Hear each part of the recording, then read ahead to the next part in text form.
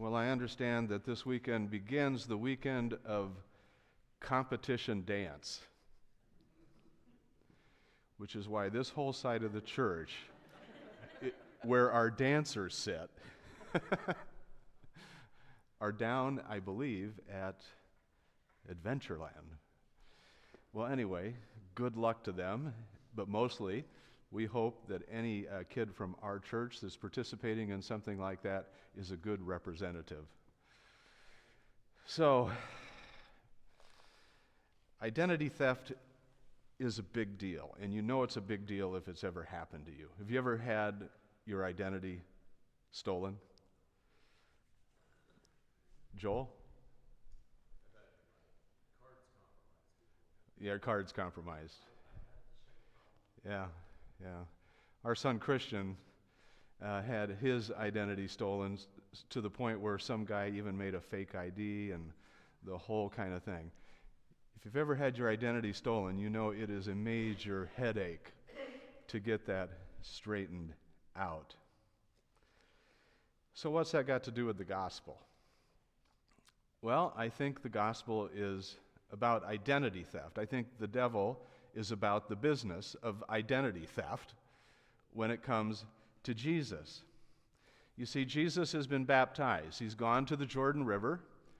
He's met John the Baptist, and there John has baptized him. And the voice of God spoke very clearly to Jesus, "You are my beloved Son." That was God's declaration upon Jesus. What a wonderful moment that had to have been for Jesus to hear those words. You are my beloved Son.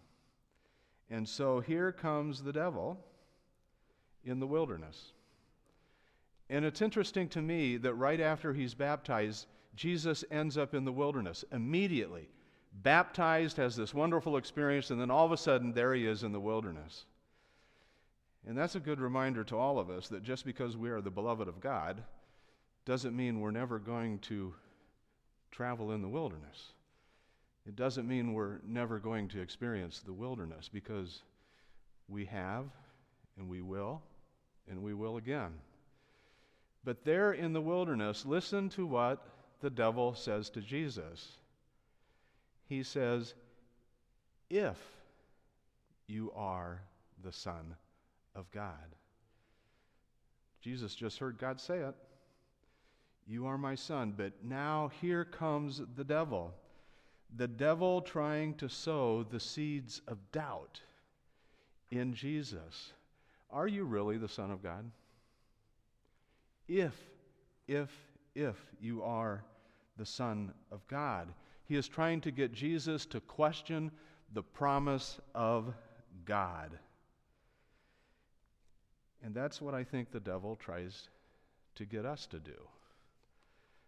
I think the devil tries to get us to question the promises of God that have been given to us. The devil tries to eat away at our confidence that we too are truly the beloved of God. The tempter strikes at the point of our identity. Martin Luther said, "If is of the devil." If, the devil says. If is of the devil. And he goes on to say, I am is of God. I am God's child. You know, Luther, when he was tempted to doubt the promises of God, he would, by his own account, he would stomp his feet when he was feeling tempted to doubt the promises of God. He would stomp his feet and he would say, I am baptized. I am baptized. There's the story that when he was in the Wartburg Castle, he was working on translating the whole Bible into the German language so that everybody could read the Bible and not just the priests. And he was sitting in his cell working on this, and he says the devil came to afflict him and cause questions in his mind. and he actually picked up his inkwell and threw it at the devil, and it smashed against the wall. Chris and I were in Luther's cell in Wartburg Castle, and there it is, the ink spot. You were there too, Doug was there. The ink spot on the wall. Luther took the testing of the devil seriously. And the devil's primary testing is to erode our trust in the promises of God, that we are the beloved of God. It could go something like this. If you were really a Christian, you'd have more faith than you do. If you were really a Christian, you'd be stronger. You would be more loving if you were really a Christian. If you were really a Christian, you would pray more than you do.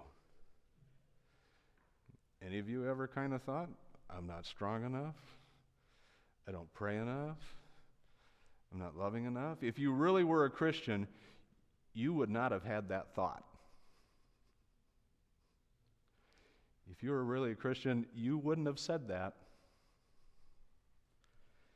If you were really a Christian, you wouldn't have doubts. You wouldn't have this addiction if you were really a Christian. If you were really a Christian, you wouldn't have these hurts and these troubles and these problems in your lives. But my friends, remember, Jesus went to the wilderness. And so do we. If you really were, that is of the devil. Because you see, my friends, it's really not about us. It's all about God. We are God's beloved not because we are always strong. We are not God's beloved because we are always loving and faithful. We are not God's beloved because we are always prayerful. We are not God's beloved because we never doubt. We are not God's beloved because we don't ever have any problems in our lives. We are God's beloved because God is always strong, not us. We are God's beloved because God is always faithful. We are God's beloved because God is always true to God's promises. God said, "You are my beloved." And God is the ultimate promise keeper. So when the tempter says, if, and that kind of echoes in your mind or your heart or your soul, if, you say, I am. I am God's child. God has made that promise to me, and nothing can change it. It is unconditional, it is permanent, it is forever. There is nothing that can wrench me out of the hands of God's promise of love. So find an index card or something like that. And in big, bold color, write, I am. And post it someplace where you're going to see it on a regular basis. So that every day you see those words, I am. Those are the words of promise. I am God's child. So in the reading from Romans, it says, we have all sinned and fallen short, but we are now justified by grace as a gift. So what is it that unites us and makes us one as a people? Well, it's certainly not our politics, is it? And it's certainly not our opinions about things, is it? And it's certainly not our point of view on a whole variety of things. Those things do not make us one. as a community. Because as a community, we're going to be all over the place in terms of how we perceive and think about things. But we can still be a community. And if God's people can't be a community when they differ, God saved the whole world, right? But what makes us one as a community? Two things. The truth about ourselves and the truth about God. What's the truth about ourselves? We have all fallen short. That's what Paul said. We're all one in that, aren't we? The person who hasn't fallen short, please leave now. Because you're not one of us. We are all one in that truth. We have all fallen short. And we are all one in this truth. We have been saved, nevertheless, by God's grace as a gift. I love that. Fallen short person that I am. I love that promise. So Donald Hall is a poet, and he tells this story about this man in New Hampshire, old man who was a hermit. And when he died, some friends and family had the job of cleaning up, and he had a number of sheds on his property, and he was a hoarder, and every shed was just jam-packed with all kinds of stuff they'd had hoarded over the years. And he says in one shed, they found a good-sized box, and the box was labeled, "Strings Too Short to Save."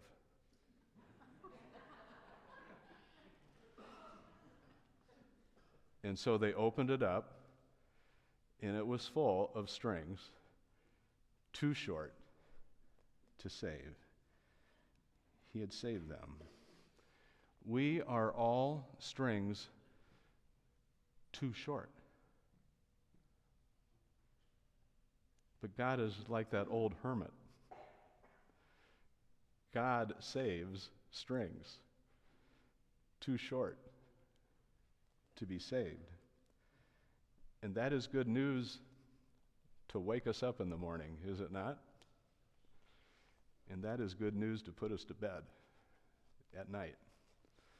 Amen.